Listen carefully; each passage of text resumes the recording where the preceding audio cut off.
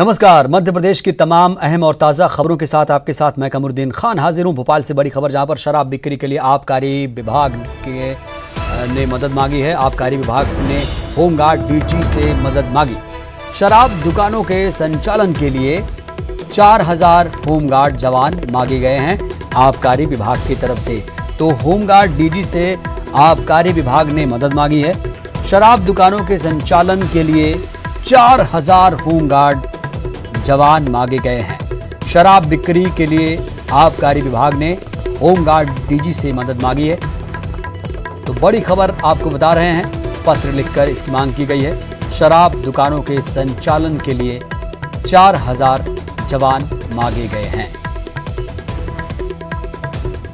ज्यादा जानकारी के साथ हमारे सहयोगी मनोज राठौर जुड़े हैं भोपाल से। मनोज, आबकारी विभाग ने होमगार्ड डीजी से 4000 होमगार्ड जवानों की मदद मांगी है, बताइए पूरी खबर है क्या? जी बिल्कुल कमरुद्दीन, जिस तरीके से शराब कारोबारियों के साथ सरकार का गतिरोध चल रहा है, मामला हाईकोर्ट तक पहुंच गया और दुकानदारों ने जो है इस समय दुकानों को सरेंडर भी कर दिया। सरकार की तरफ से की बात आई थी कि अब जो है जो दुकानें हैं उनका संचालन सरकार के द्वारा किया जाएगा। लेकिन इसी बीच में ये खबर भी आई कि अब सरकार जो है छोटे स्तर पर ठेकेदारों को कुछ समय के लिए टेंडर जारी करेगी, क्योंकि काफी बड़ी संख्या में जो है सरकार के राजस्व का नुकसान हो रहा है। लेकिन इसी बीच जो है अभी जो आबकारी विभाग की तरफ से जो आदेश जारी हुए हैं उसके तहत डीजी होमगार्ड से मदद मांगी गई है। खास तौर से ये बात का जिक्र किया गया है कि अभी जो आबकारी विभाग के पास जो स्टाफ है, जो अमला है, वो बहुत कम है और सुरक्षा के लिहाज से उन्हें जो वर्दीधारी है उनकी जरूरत पड़ेगी। तो होमगार्ड डीजी से जो होमगार्ड जवान है, करीब 4000 जवान अलग अलग जिलों में मांगे गए हैं। उसकी पूरी सूची जो है डीजी होमगार्ड को भेज दी गई है। हालांकि अब ये तय डीजी होमगार्ड करेंगे कि वो शासन स्तर पर किस तरीके से आबकारी विभाग को 4000 जवान जो है, क्योंकि अभी प्रदेश में 1000 से ज्यादा दुकानों का संचालन होना है, ऐसे में किस तरीके से व्यवस्था देकर जो है जवानों को मुहैया कराएगा या नहीं कराएगा, ये निर्णय डीजी होमगार्ड को लेना है। क्योंकि इसमें आबकारी विभाग के निर्देश है, शासन की तरफ से किसी तरीके के दिशा निर्देश अभी फिलहाल बिल्कुल शासन सरकार की तरफ से कोई दिशा निर्देश नहीं है। अपने इंडिविजुअली आबकारी विभाग ने होमगार्ड डीजी से मदद मांगी। बहुत बहुत शुक्रिया मनोज, आपका तफसील से जानकारी देने के लिए। गृह मंत्री नरोत्तम मिश्रा की बात करेंगे। उन्होंने एक बड़ा बयान दिया। उन्होंने कहा, हमारी कोशिश है कि सरकार शराब ना बेचे। छोटे छोटे टेंडर जारी होंगे, 1 हफ्ते 10 दिन का भी टेंडर जारी कर सकते हैं। नए टेंडर को लेकर बैठक में फैसला होगा। प्रदेश में कोरोना का रिकवरी रेट 68% हुआ। जी हां, ग्रोथ रेट 5.3 से घटकर 2.2 हो चुका है।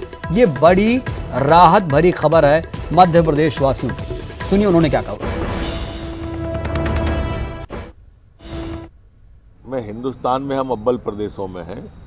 68% हमारी रिकवरी रेट हो गई। ग्रोथ रेट जो पहले अप्रैल के एंड में थी 5.30, अब घटकर 2.2 हो गई है। डबलिंग रेट हमारी 31 दिन हो गई है। नरोत्तम मिश्रा साहब ने एक और बड़ा बयान दिया। कहा कि पोर्टल पर जानकारी न देने पर शस्त्र लाइसेंस निरस्त होंगे। गृह मंत्री नरोत्तम मिश्रा ने विभाग को निर्देश दिए, शस्त्र लाइसेंसों का रिकॉर्ड पोर्टल पर दर्ज हो। 2 से ज्यादा शस्त्र यानी हथियार नहीं रख सकते हैं लाइसेंसधारी। तो बड़ी खबर आपको बता रहे हैं, नरोत्तम मिश्रा ने विभाग को निर्देश दिए। पुलिस का आधुनिकीकरण हम जो कर रहे हैं उसमें हमने एक कदम और बढ़ाया है। अब जो लाइसेंसधारी हैं हमारे यहाँ, लाइसेंस से अभिप्राय मेरा बंदूक रिवॉल्वर से है, जिन लोगों पर शस्त्रों के लाइसेंस हैं, अब वो एक क्लिक के माध्यम से कोई भी उन्हें देख सकेगा। अब ये कूट रचित जो शिकायतें आती थी या एक ही लाइसेंस पर 2, 4, 6, 8 के जो शिकायतें आती थी, तो उसके द्वारा अब ये करने जा रही है मध्य प्रदेश सरकार कि अब लाइसेंसिंग का पूरा रिकॉर्ड एक सिंगल क्लिक पर ऑनलाइन। हाँ जी, हमारी सरकार NDAL national database of arms licence information system ALIS नामक यह सिस्टम लागू करने मध्य प्रदेश में जा रही है और ये कलेक्टरों को सभी को निर्देश दे रहे हैं। बात छत्तीसगढ़ की, जहां कोरोना के मामले बढ़ते ही जा रहे हैं। आज 67 नए मामले सामने आए हैं, नए मरीज मिले हैं। तो छत्तीसगढ़ में प्रदेश में एक्टिव मरीजों की संख्या 848 पहुंच चुकी है। छत्तीसगढ़ में कोरोना संक्रमित मरीजों की संख्या 1160 हो चुकी है। कोरबा में 14, मुंगेली में 11, बलौदाबाजार में 8 नए केस दर्ज किए गए। तो छत्तीसगढ़ में आपको बता दें, जांच में तेजी आई है और लिहाजा केसेस भी निकलकर सामने आ रहे हैं। जैसे जैसे जांच में तेजी आ रही है, वैसे वैसे जो एक्टिव मरीजों की संख्या है, नए मरीजों की संख्या वो बढ़ रही है। तो प्रदेश में एक्टिव मरीजों की संख्या इस वक्त 848 है और कोरोना संक्रमित मरीजों की जो संख्या है 1160 है। तो इस तरह से कोरबा से 14, मुंगेली से 11, बलौदाबाजार से 8, कवर्धा से 6, राजनांदगांव से 5, कांकेर से 5, कोरिया से 5, रायपुर से 4, जांजगीर से 4, बेमेतरा से 3, रायगढ़ से 1 और अन्य राज्य के 1 नए मरीज मिले हैं। और ज़्यादा जानकारी के साथ हमारे सहयोगी अवधेश मिश्रा रायपुर से जुड़े हैं। अवधेश, आज तो हद ही हो गई और जो कोरोना के केसेस हैं छत्तीसगढ़ में लगातार बढ़ रहे हैं। आज 67 नए मरीज मिले, क्या वजह देख पा रहे हैं? हाँ बिल्कुल, देखिए जिस तरह से प्रवासी श्रमिकों का छत्तीसगढ़ आना में तेजी हुई है, उस हिसाब से जो कोरोना की जो दर है वो लगातार बढ़ते जा रही है। रोज नए मरीज सामने आ रहे हैं, दर्जनों की संख्या में। आज पूरे दिन भर में 67 नए मरीजों की पुष्टि हुई है, जिसमें कोरबा जिले से 14 मरीज, राजधानी रायपुर से 4 मरीज, एक अन्य राज्य का मध्य प्रदेश के शहडोल का एक व्यक्ति जो छत्तीसगढ़ आया हुआ था उसे भी कोरोना पॉजिटिव निकला है, जिसे भर्ती कराने का जो प्रोसेस है वो शुरू कर दिया गया है। तो कुल मिला के कमरुद्दीन, समझा जा सकता है कि छत्तीसगढ़ राज्य में जो कुल पीड़ितों की संख्या है वो बढ़ के 1160 हो चुकी है। तो वहीं एक्टिव मरीजों की संख्या 848 तक पहुंच चुकी है, जो चिंताजनक हालात की ओर इशारा कर रहे हैं कि छत्तीसगढ़ में आने वाले समय में मानसून दस्तक देने के लिए तैयार है। ऐसे में 2 लाख से ज्यादा लोग क्वारंटाइन सेंटर में अभी मौजूद है। उनकी कैसी व्यवस्थाएं होगी, तमाम चीजों को लेकर चिंता के हालात बनते नजर आ रहे हैं। हालांकि राज्य सरकार ये दावा कर रही है कि हर जिले में कोविड अस्पताल बना के हर वो तैयारी की जाएगी जिससे लोगों को राहत मिल सके। लेकिन कोरोना ने जो रफ्तार पकड़ी है फिलहाल, उसमें ब्रेक लगता कहीं से बिल्कुल अवधेश, अनलॉक 1 चल रहा है, उसके बावजूद जो आंकड़े हैं बेकाबू हैं, तो हालात इससे चिंताजनक हो ही जाते हैं। बहुत बहुत शुक्रिया आपका अवधेश। चौथी बार मुख्यमंत्री बनने के बाद पहली बार इंदौर पहुंचे सीएम शिवराज सिंह ने मैराथन बैठक की, कोरोना को लेकर समीक्षा बैठक की। तो कोरोना वॉरियर सम्मान समारोह में शामिल हुए, साथ ही 400 बेड वाले सुपर स्पेशलिटी अस्पताल का, हॉस्पिटल का दौरा किया। इसके बाद प्रेस कॉन्फ्रेंस की और क्या क्या बड़ी बातें कही उन्होंने, आइए आपको सुनवा देते हैं।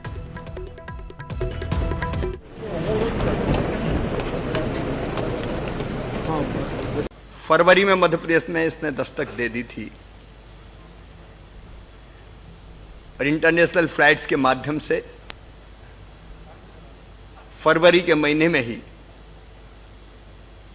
कोरोना अपनी जड़ें इंदौर में जमाने लगा था। मध्य प्रदेश में 60 टेस्ट के स्थान पर 20 लैब में लगभग 6000 टेस्ट किए जा रहे हैं। कठिनाइयां बहुत थी, व्यवस्थाएं न्यून थी कि इंदौर सहित मध्य प्रदेश में अब जितने पॉजिटिव केस आ रहे हैं उससे ज्यादा डिस्चार्ज होकर जा रहे हैं। एक समय ऐसा था कि हमको अपने सैंपल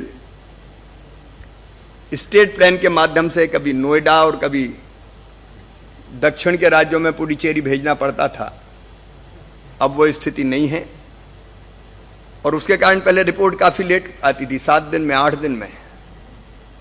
तब पेशेंट को पता ही नहीं चलता था कि पॉजिटिव है कि नेगेटिव है। लेकिन अब वो स्थिति समाप्त हुई है। ऑक्सीजन थेरेपी एक मध्य प्रदेश में जिसने काफी काम किया, इंदौर में भी, भोपाल में भी, कि आते ही ऑक्सीजन का लेवल पता कर लिया जाए और उसके हिसाब से फिर ऑक्सीजन दी जाए, जिससे कई मरीजों की जान बची है। अब हम पूरे प्रदेश में ये ऑक्सीजन की व्यवस्था करने का इंतजाम अस्पतालों में कर रहे हैं। 23 मार्च से लेके आज तक, आज भी जब मैं इंदौर आया तो सबसे पहले मैंने कोरोना की समीक्षा की, जिसमें इंदौर के साथ साथ राज्य की भी मैं करता हूं। 3 जिले रोज मैं बुलाता हूं वीडियो कॉन्फ्रेंसिंग के माध्यम से, बाकी ओवरऑल पूरे प्रदेश की हम लोग समीक्षा करते हैं। तो मध्य प्रदेश शासन ने तय किया हम अपने मजदूरों को तो बाहर से लाएंगे ही, लेकिन मध्य प्रदेश की धरती पर कोई पैदल नहीं चलेगा। राज्य शासन ने बसों की व्यवस्था की, भोजन का इंतजाम प्रशासन ने भी किया, लेकिन इंदौर की जनता ने चाय नाश्ता भोजन, जहां तक जरूरत पड़ी तो पांव में जूते और चप्पल पहनाने का भी काम किया। हमारे सामने एक चैलेंज था गेहूं की खरीदी का, बारदाने नहीं थे, व्यवस्थाएं नहीं थी, लेकिन हमने तय किया कि पूरा गेहूं खरीदेंगे। और आज मैं आपको जानकारी दे रहा हूं कि पंजाब अब तक ऑल टाइम रिकॉर्ड पंजाब का रहा है सबसे ज्यादा गेहूं उपार्जन का। मध्य प्रदेश ने आज पंजाब के रिकॉर्ड को तोड़ दिया है।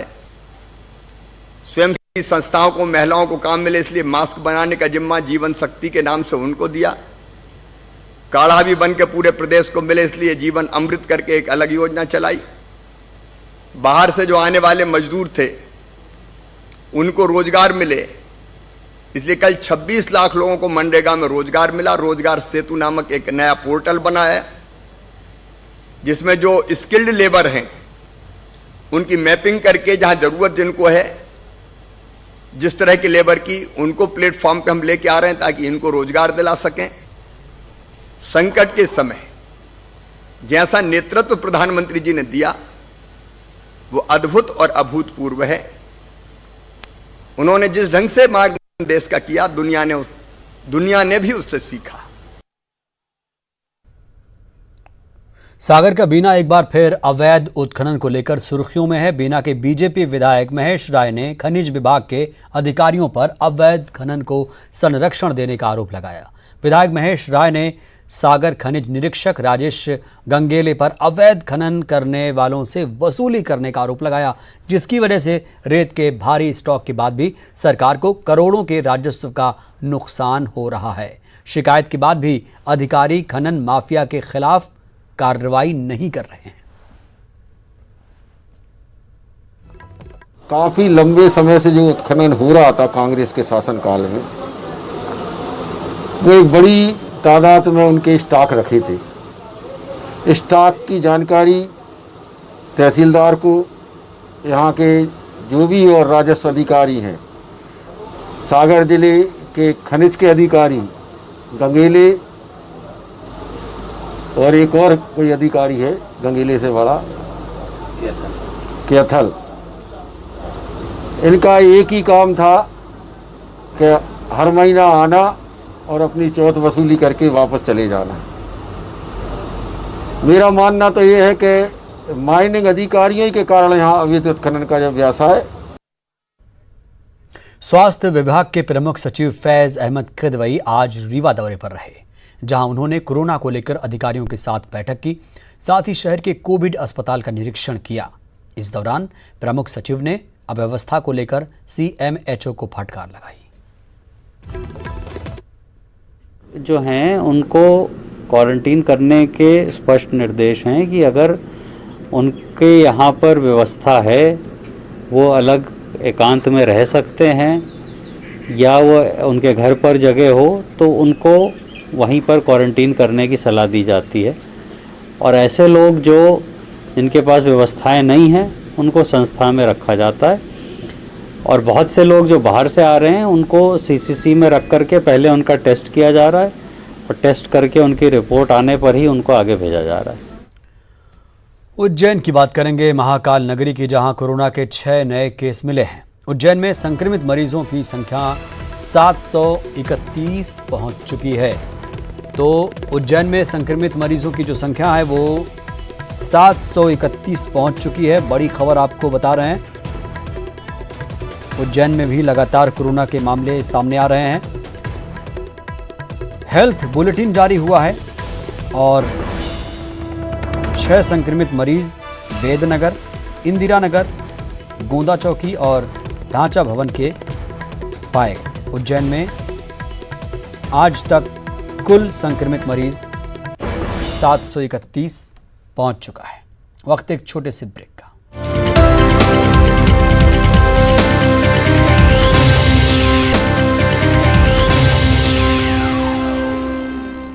ब्रेक के बाद हाजिर हूं। अब बात मंडला की, जहां मोती नाला थाना क्षेत्र के टटमा गांव में रविवार को पुलिस और नक्सलियों के बीच मुठभेड़ हुई, जिसके बाद नक्सली मौके से फरार हो गए। पुलिस ने मौके से 4 लाख की नकदी के साथ कई नक्सली सामान बरामद किए। दरअसल टटमा गांव के जंगल में कुछ हथियारबंद नक्सलियों के आने की जानकारी पुलिस को मिली।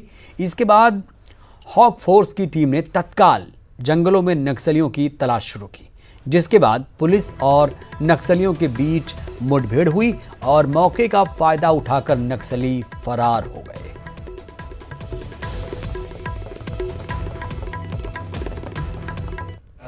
जो नक्सलियों का मूवमेंट है उसकी खबर जब मिलती है तो हमारी पार्टीज उसके हिसाब से प्लानिंग करके रवाना होती हैं। कल भी इसी तरह से हमको सूचना मिली थी, जिसमें हमारी पार्टी ने दबिश दी थी। संभवतः किसी से लेन देन का इनका प्लान था, जिसको पुलिस ने विफल किया है। पुलिस पार्टी को देखते ही इन्होंने वहाँ से दौड़ लगाई। पुलिस बल के द्वारा इनका पीछा किया गया है। आपस में इसी दरमियान एक्सचेंज ऑफ फायर भी हुआ है और थाना मोती नाला पे हमने अपराध पंजीबद्ध किया है। मौके से जो इनके पास सामान था, चाहे वो खाद्यान्न हो, नकदी हो, कुछ और भी चीज़ें हमें बरामद हुई हैं। कुल 4 लाख की नकदी हमको वहाँ से बरामद हुई है और मोती नाला पे हमने अलग अलग धाराओं। मध्य प्रदेश में कल से 12वीं बोर्ड की परीक्षाएं शुरू हो रही हैं। प्रदेश में करीब 8.5 लाख परीक्षार्थी परीक्षा में शामिल होंगे। 3682 केंद्रों पर परीक्षा का आयोजन किया गया है। इसके लिए परीक्षा केंद्रों पर विशेष इंतजाम किए गए हैं। परीक्षा में सोशल डिस्टेंसिंग को ध्यान में रखते हुए छात्रों के बैठने की व्यवस्था की गई है। वहीं राजधानी भोपाल में कोरोना पॉजिटिव और क्वारंटीन छात्रों के लिए अलग से परीक्षा की व्यवस्था की गई है। एमपी बोर्ड 16 जून के बाद विशेष परीक्षा आयोजित करने जा रही है। कोरोना पॉजिटिव होने के कारण 9 जून से परीक्षा में नहीं हो सकेंगे शामिल।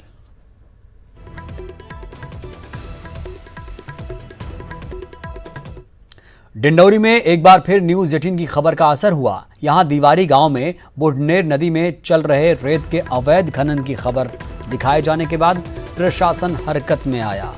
पुलिस और प्रशासन की टीम ने छापेमारी की और मौके से एक जेसीबी और पोकलेन मशीन जब्त की। साथ ही खदान संचालक के खिलाफ केस दर्ज किया गया है।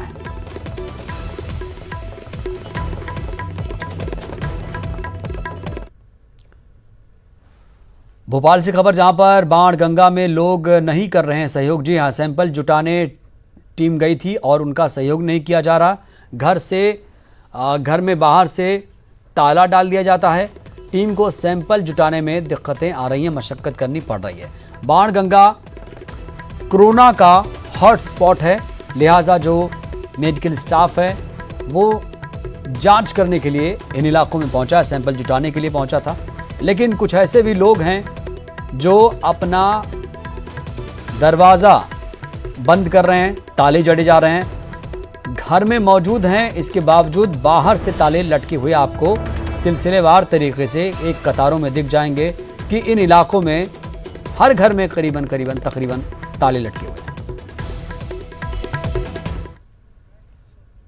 बुलेटिन में इतना ही। नमस्कार।